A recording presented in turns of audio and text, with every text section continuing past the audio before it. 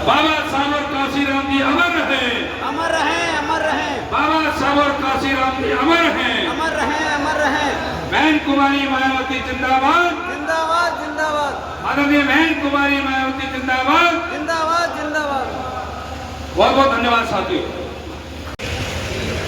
माननीय बहुजन समाज पार्टी के राष्ट्रीय कोऑर्डिनेटर रणधीर बेनीवाल जी के फरीदाबाद पहुंचने पर उनका तहे दिल से स्वागत किया गया और फरीदाबाद के जो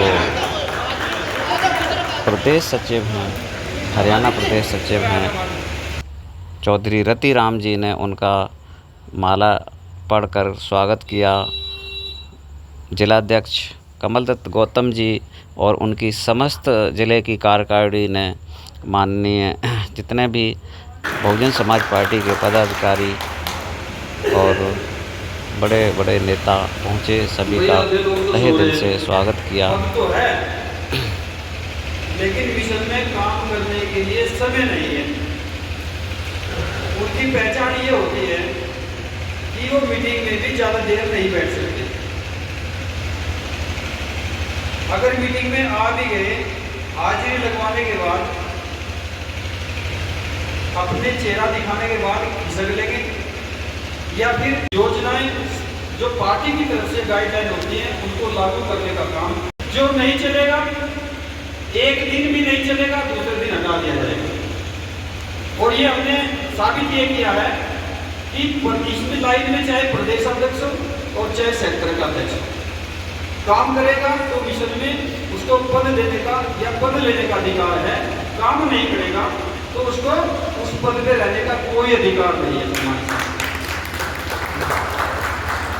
तरह तरह की बात होती है क्योंकि वो व्यक्तिगत लोग जुड़े होते हैं। हम व्यक्तिगत कभी किसी से नहीं जुड़े।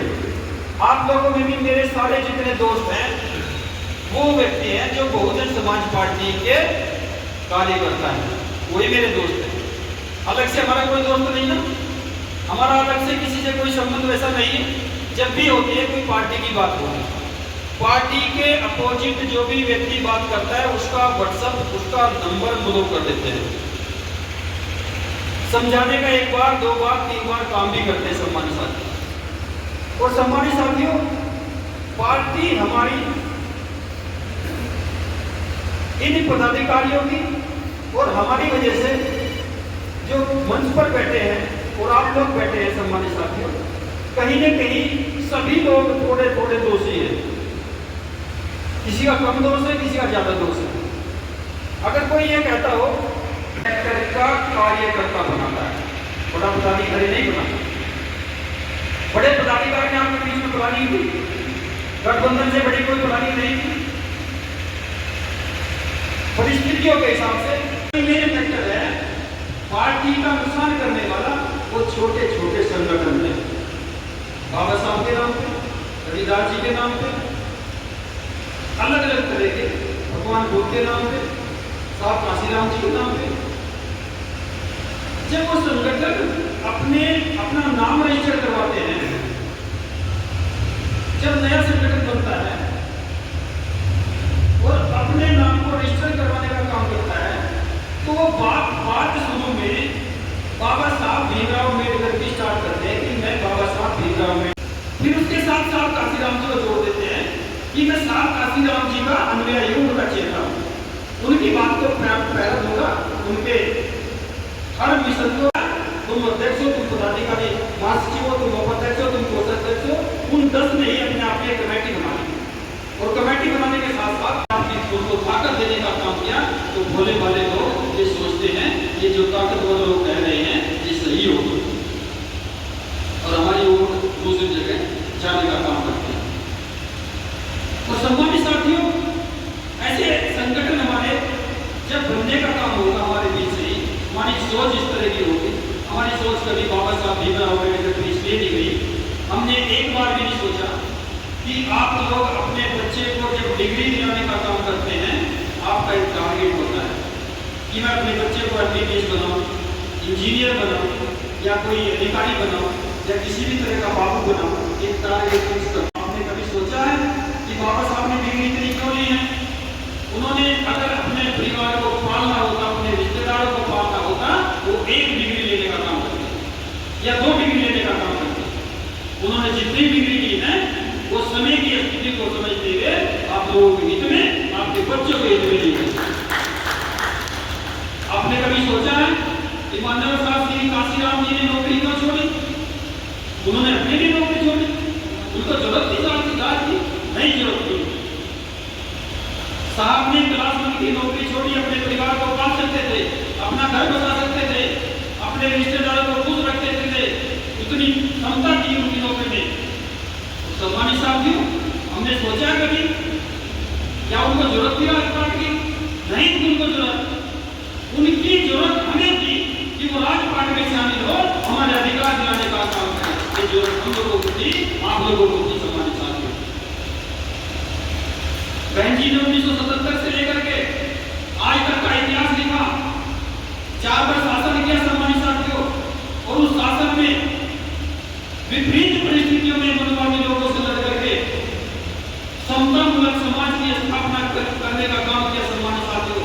उन्होंने दिखा दिया कि बाबा साहब के संविधान को पूर्णतः लागू करने का काम अगर कोई कर सकता है, एकमात्र नेता है बहन कुमारी मायावती ने उन्होंने लागू करने का काम किया।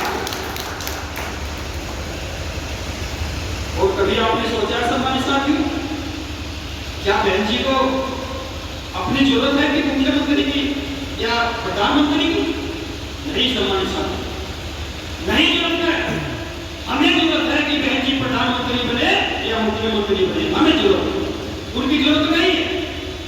हमें जरूरत है क्योंकि हमारे बच्चों का भविष्य अगर कोई सुरक्षित रख सकता है वो बहन कुमारी मायावती जी, उन्हीं पे विश्वास किया जा सकता है और किसी पे विश्वास नहीं किया जा सकता। हमें ऐसा राजा चाहिए जो हमारे बच्चों को सुरक्षित रख सके। हमें ऐसा राजा चाहिए जो हमारे बच्चों के भविष्य को सुरक्षित रख सके। हमें ऐसा राजा चाहिए जो हमारी बहन बेटियों को सुरक्षित रख सके। हमें ऐसा राजा चाहिए जो हमारी धन संपत्ति में अधिकार दिलाने का काम करे। हमें ऐसा राजा चाहिए सम्मानित साथियों जो हमारे देश को, हमारे देश में समतामूलक समाज की स्थापना यानी कि बराबरी का दर्जा देने का काम करे। ऐसा राजा चाहिए।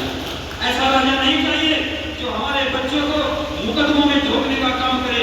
ऐसा राजा नहीं चाहिए जो हमारे बच्चों को आग में झोंकने का काम करे। ऐसा राजा नहीं चाहिए जो हमारी और दूसरी जातियों में बड़ी खाई खोदने का काम करे, जो जाति हमें देख करके दुश्मन समझने लगे। ऐसा राजा नहीं चाहिए सम्मानित साथियों। आप कल्पना करो, इच्छा आपकी है सम्मानित साथियों, डिसीजन आपका है, निर्णय आपका है कि आपको कैसा राजा चाहिए हमारे बच्चों के भविष्य के लिए सही दिशा देने वाला या गलत दिशा देने वाला। सम्मानित साथियों, ये आप लोगों को सोचना है। बहुत सारी चीजें ऐसी हैं सम्मानित साथियों, खुद आपको तय करनी पड़ेगी।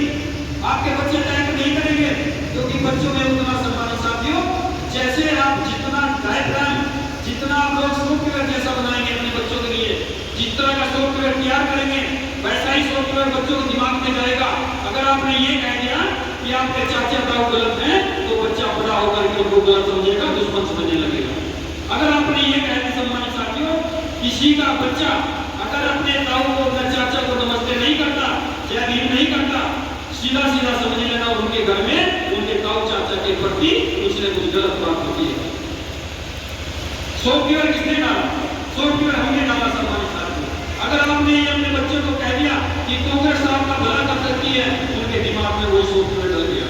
अगर आपने ये कह दिया कि लाठी डंडों से लड़ करके राज आ सकता है, अगर आपने ये कह दिया कि तलवार चला करके, बंदूक चला करके राज आ सकता है, तो उसी दिशा में चलने का काम करेंगे सम्मानित साथियों। क्यों?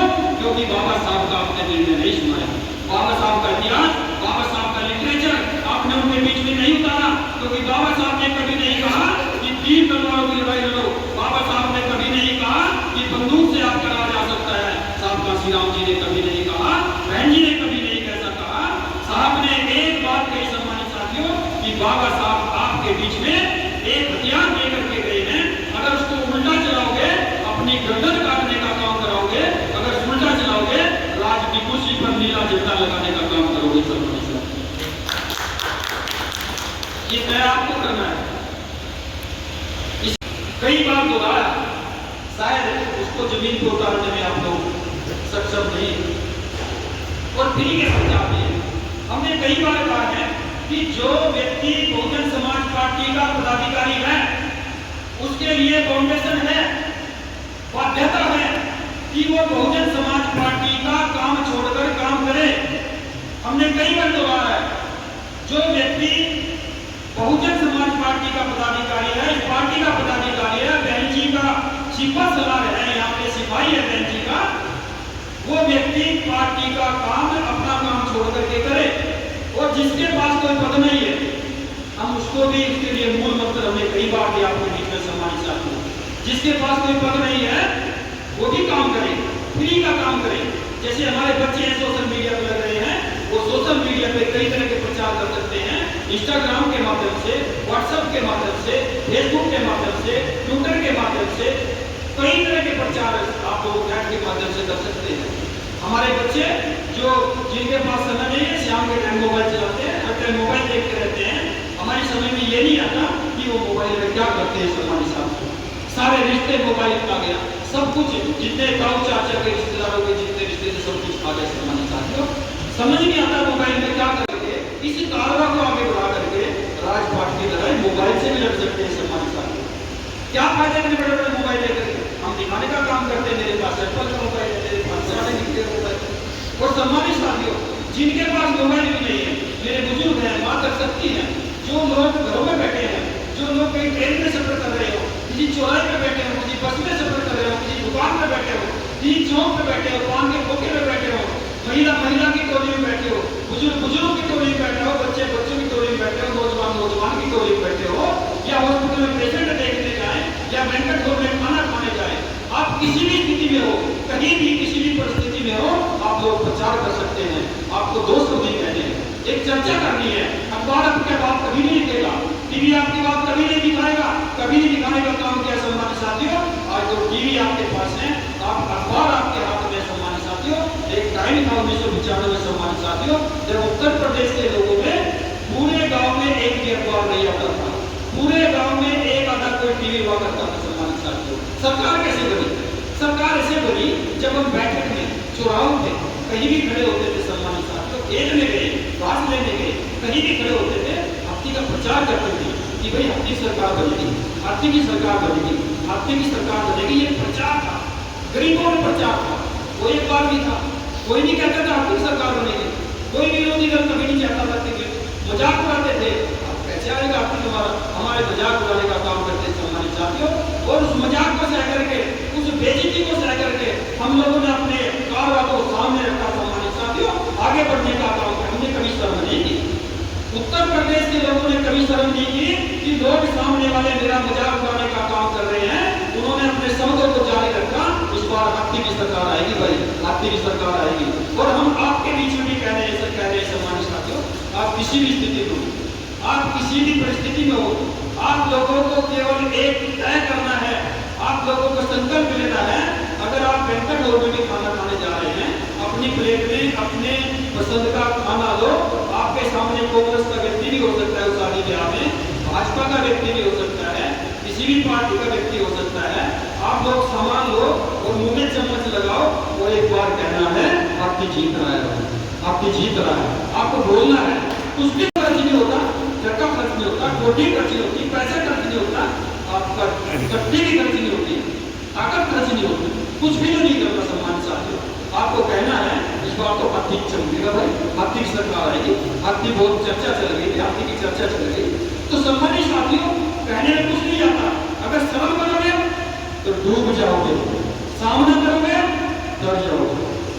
शर्म करोगे 200% लिखवा लो गारंटी से। अगर शर्म करोगे डूब जाओगे, और सामना करोगे तो तैर जाओगे, और तैर के सरकार बनाओगे। सम्मानित साथियों, इसलिए सम्मानित साथियों, हम कहना चाहते हैं कि आप लोगों के बीच में सूझवान साथी बैठे हैं, सारे पदाधिकारी हैं, आपको बहुत बड़ी बारीकी समझाने की जरूरत नहीं है, लेकिन इतना कहना चाहते हैं। सम्मानित साथियों,